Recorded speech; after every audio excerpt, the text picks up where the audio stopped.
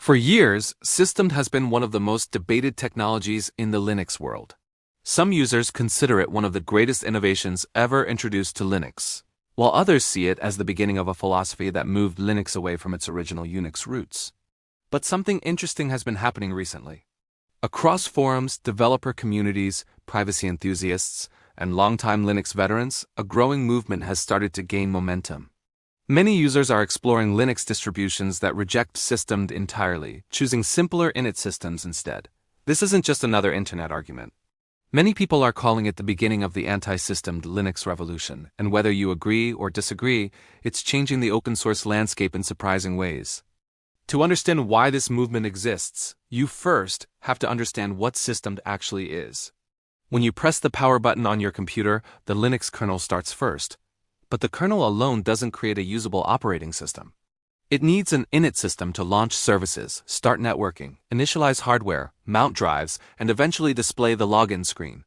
For decades, Linux distributions relied on relatively simple init systems like sysvinit. These systems focused on doing one job well: starting and stopping services. Systemd entered the picture with a very different vision. Instead of being only an init system, it expanded into managing logging, networking, device management, user sessions, time synchronization, containers, and many other system components. Supporters argue that this integration makes Linux faster, more reliable, and easier to manage. They'd point to parallel service startup, dependency handling, improved boot times, and centralized management as huge improvements over older methods. For desktop users, much of this happens behind the scenes, making modern Linux distributions feel polished and responsive. But critics see something entirely different. They argue that Systemd violates one of Unix's oldest design philosophies: do one thing and do it well.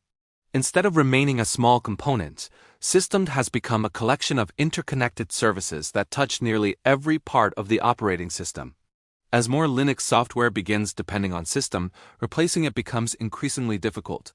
For some users, that level of integration feels uncomfortable because it reduces modularity and increases complexity.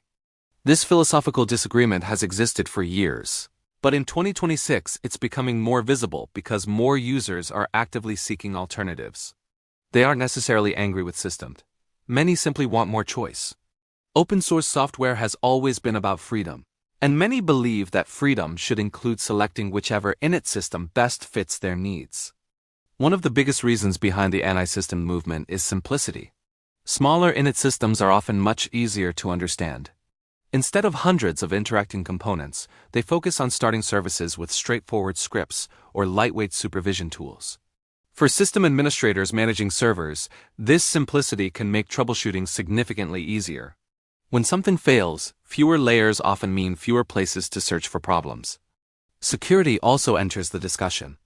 Although Systemd receives regular security updates and is maintained by experienced developers, its enormous codebase naturally creates a larger attack surface compared to minimal alternatives. Some security-conscious users prefer software with fewer moving parts simply because less code often means fewer opportunities for vulnerabilities. While this doesn't automatically make alternative init systems safer, it explains why many privacy-focused distributions avoid unnecessary complexity. Another factor driving this movement is reliability through independence. Some Linux users worry about putting too many core operating system functions under a single project. If one framework controls logging, networking, services, sessions, and numerous background processes, any major issue could potentially affect multiple areas of the system. Those concerns motivate users to build systems where each component remains separate and replaceable. Interestingly, this movement isn't entirely new. Several Linux distributions have rejected Systemd from the beginning. Void Linux, for example, uses the lightweight runit init system. Devuan was created specifically as a Debian-compatible distribution without Systemd. Artix Linux offers multiple init system options, including OpenRC, runit, and S6. Gentoo allows users to choose among different init systems, reflecting its long-standing philosophy of customization. Alpine Linux continues using OpenRC, making it popular for containers and lightweight deployments. These distributions prove that Linux can thrive without Systemd. As more users discover these alternatives, online communities have become increasingly active. Tutorials explaining OpenRC, runit, and S6 are attracting larger audiences.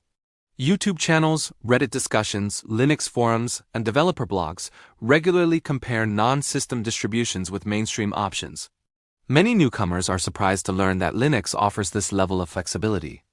Containers have also contributed to renewed interest in smaller init systems. Many container images don't require the extensive feature set that Systemd provides. Minimal environments prioritize small size, predictable behavior, and reduced resource consumption. Developers working with cloud infrastructure often appreciate operating systems that eliminate unnecessary background services, making lightweight Linux distributions increasingly attractive. Performance is another topic that frequently appears in these discussions. Some users report that non-system systems feel lighter and consume fewer resources, particularly on older hardware. While modern computers easily handle Systemd, owners of aging laptops and low-powered devices often prefer every possible optimization. Although the real-world performance differences vary depending on workload, lightweight distributions continue attracting users who want maximum efficiency. Customization is equally important. Linux has always appealed to people who enjoy building systems exactly the way they want. Choosing a window manager, file system, package manager, shell, and desktop environment has long been part of Linux culture. Anti-system users simply extend that philosophy to the init system itself. For them, replacing Systemd isn't about rejecting progress. It's about maintaining the freedom to assemble an operating system from interchangeable components. Of course, Systemd supporters have strong arguments too. They point out that many criticisms are based more on philosophy than practical problems. Millions of Linux systems run Systemd every day, including enterprise servers, supercomputers, developer workstations, and consumer desktops. Large organizations trust it because it provides consistent service management, sophisticated dependency resolution, detailed logging, and powerful administration tools. Removing Systemd can sometimes reduce compatibility with modern software that assumes its presence. Many desktop users also never encounter any issues with Systemd. Their computers boot quickly, applications work reliably, and updates proceed without incident. From their perspective, replacing Systemd solves a problem they don't actually have. This highlights an important truth about Linux. Different users have different priorities. The anti-system movement isn't necessarily trying to convince everyone to abandon mainstream distributions. Instead, it's reminding the Linux community that diversity remains one of open source's greatest strengths. Linux succeeds because multiple solutions can coexist. Fedora, Ubuntu, Debian, Arch, and OpenSUSE continue using systems successfully, while Void, Devuan, Alpine, Artix, and others demonstrate viable alternatives. That competition encourages innovation on every side. Another interesting development is how educational this movement has become. Users experimenting with alternative init systems often gain a deeper understanding of how Linux actually works. Instead of treating the operating system as a black box, they learn about service supervision, boot processes, dependency management, process trees, logging systems, and Unix design principles. Even users who eventually return to Systemd frequently report that the experience improved their Linux knowledge. Perhaps the biggest lesson from this revolution is that Linux has never been about forcing a single way of doing things.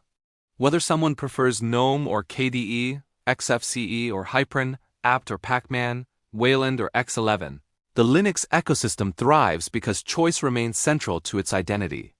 The same principle applies to init systems. The growing interest in OpenRC, runit S6, and other alternatives shows that many users still value flexibility above convenience. So, has the anti-system Linux revolution truly begun? In many ways, yes. It may never replace Systemd as the dominant standard across mainstream distributions, but it doesn't need to. Its real impact lies in reminding the Linux community that open source is strongest when multiple ideas compete. As more users experiment with alternative distributions, developers continue improving lightweight init systems, and discussions around modular design gain momentum. The Linux ecosystem becomes richer rather than more divided. Whether you remain a dedicated system user or decide to explore life without it, the growing interest in alternatives demonstrates that the spirit of experimentation is still alive. In the world of Linux, freedom has always meant having options, and the resurgence of non-system distributions proves that this philosophy continues to shape the future of open-source computing.